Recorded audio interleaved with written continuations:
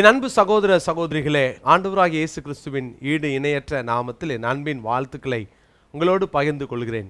இன்றைய முத்திலே உங்களை சந்திப்பதில் மகிழ்ச்சி அடைகிறேன். ஒவ்வொரு நாளும் வேத வசனமாகிய முத்துக்களை பார்க்கிலும் விலையேற பெற்றதாகிய இந்த வார்த்தைகள் நம்முடைய ஆவிக்குரிய வாழ்க்கையில் மிகுந்த பெரிய ஆசீர்வாதங்களையும் நன்மைகளையும் கொண்டு வரும் என்ற விசுவாசத்தோடும் ஜெபத்தோடும் நாங்கள் வழங்கி வருகிறோம். பிரியமானவர்களே, நீங்கள் அநேகருக்கு இந்த வார்த்தைகளை பார்க்கும்படி கேட்கும்படி செய்யுங்கள். காரணம், ஆவிக்குரிய வாழ்க்கையிலே நாம் வளர வேண்டும். நாம் குழந்தைகளைப் போல இருந்த நாட்கள் போதும். ஆண்டவருக்காக இன்னும் அடுத்த நிலைக்கு வளர்வதற்கு நாம் நம்மை அர்ப்பணிப்போம். தொடர்ந்து சீஷர்களை குறித்து நாம் சில வாரங்களாகவே நாம் தியானித்து வருகிறோம். இன்றைக்கு தொடர்ந்து இன்னொரு வசனத்தை நான் உங்களுக்கு காண்பிக்க விரும்புகிறேன். லூக்கா சுவிசேஷம் 6ஆம் அதிகாரத்தின் 40வது வசனத்தை நான் வாசிக்கிறேன். சீஷன் தன் குருவுக்கு மேற்பட்டவன் அல்ல, தேறினவன் எவனும் தன் குருவை போல் இருப்பான். தேறினவன் எவனும் தன் குருவை போல இருப்பான். சீஷன் குருவுக்கு மேற்பட்டவன் அல்ல என்று வாசிக்கிறோம். அநேக நேரங்களில் நாம் இயேசு கிறிஸ்துவினுடைய சீடர்கள், இயேசுவை பின்பற்றுகிறவர்கள், பிதாவாகிய தேவனுடைய பிள்ளைகள். ரோமர் 8ஆம் அதிகாரத்தில் வாசிக்கிறோம், அவருக்கு சுதந்திரர், இயேசு கிறிஸ்துவிற்கு உடன் சுதந்திரர் என்று பார்க்கிறோம். அப்படியானால் ஒரு நாளும் நாம் அவருடைய ஆசீர்வாதங்களுக்கும் பாடுகளுக்கும் பங்காளிகளாகலாம். ஆனால் ஒரு நாளும் நான் கடவுளாக மாற முடியாது. நிறைய பேருடைய தப்பான எண்ணங்கள் என்னவென்று சொன்னால், நாம் கடவுளாக மாறிவிடலாம். இது ஒரு தவறான உபதேசம். மனிதன் ஒரு நாளும் கடவுளாக முடியாது. கடவுளுக்கு இணையாகவும் அவன் இருக்க முடியாது.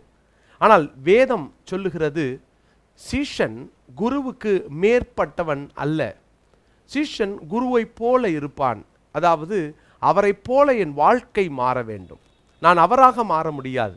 என் அணுகுமுறைகள், என்னுடைய ஒவ்வொரு அனுபவங்களும் என்னுடைய ஆண்டவரை போல மாற வேண்டும். அவர் இந்த சுபாவங்கள், ஏனென்றால் நான் அவரிடத்தில் தான் கற்றுக்கொள்ளுகிறேன். பிரியமானவர்களே, ஒரு நாளும் நாம் ஆண்டவராகிய இயேசு கிறிஸ்துவை பின்பற்றுவதை விட்டுவிடக்கூடாது. மிக முக்கியமான அந்த வார்த்தையை திரும்ப நான் ஞாபகப்படுத்துகிறேன். அந்த வசனத்தை வாசிக்கிறேன். தேறினவன் எவனும் தன் குருவை போல் இருப்பான். குருவை போல் அவன் இருப்பான். நமக்கு குரு யார்? வேதம் இப்படியாய் சொல்லுகிறது. மத்தேயு சுவிசேஷத்தின் 23வது அதிகாரத்தின் 10வது வசனம், நீங்கள் குருக்கள் என்று அழைக்கப்படாதிருங்கள், கிறிஸ்து ஒருவரே உங்களுக்கு குருவாய் இருக்கிறார்.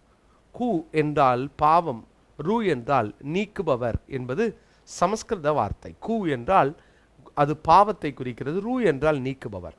பாவத்தை நீக்குபவர் தான் குரு. இன்னொரு அர்த்தத்தில் வார்த்தையில் சொல்ல வேண்டுமானால், இருளை விட்டு வெளிச்சத்திற்கு கொண்டு வருகிறவர் குரு என்ற பதத்தையும் நாம் கவனிக்கலாம். என் அன்பு சகோதர சகோதரிகளே, உலகத்தில் நிறையா குருக்கள் இருக்கலாம். சிலர் சொல்லுவாங்க, எனக்கு அவர்தான் குரு அப்படின்னு சொல்லுவாங்க. சில சினிமா நடிகைகளை குரு என்று அழைப்பார்கள். யாருக்கோ உதவி செய்தவர்களை எனக்கு குரு அவர்னு சொல்லுவாங்க.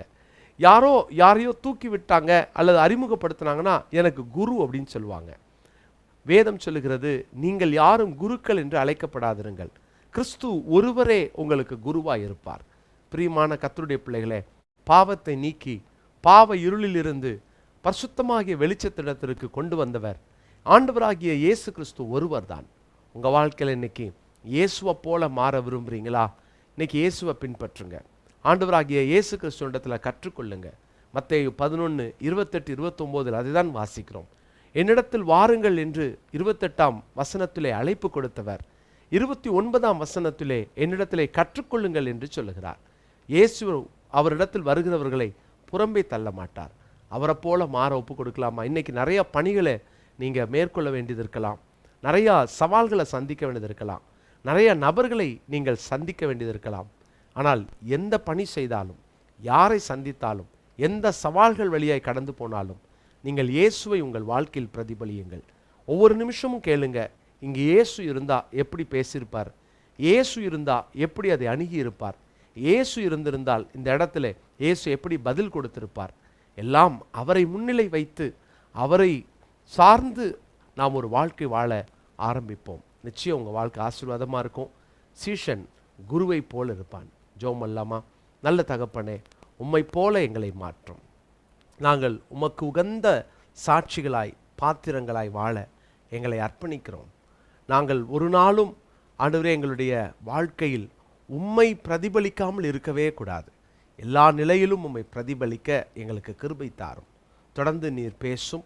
உம்முடைய நாமம் மகிமைப்படட்டும். இந்த நாளிலே உம்முடைய பிள்ளைகள் கையிட்டு செய்ய போகிற எல்லா வேலைகளையும் ஆசீர்வதியும். அவர்களுடைய தேவைகளிலே உம்முடைய கிருபை இருக்கட்டும். தொடர்ந்து நீர் வழி நடத்தும். இயேசுவின் நாமத்தில் ஜெபிக்கிறோம் நல்ல பிதாவே, ஆமென்.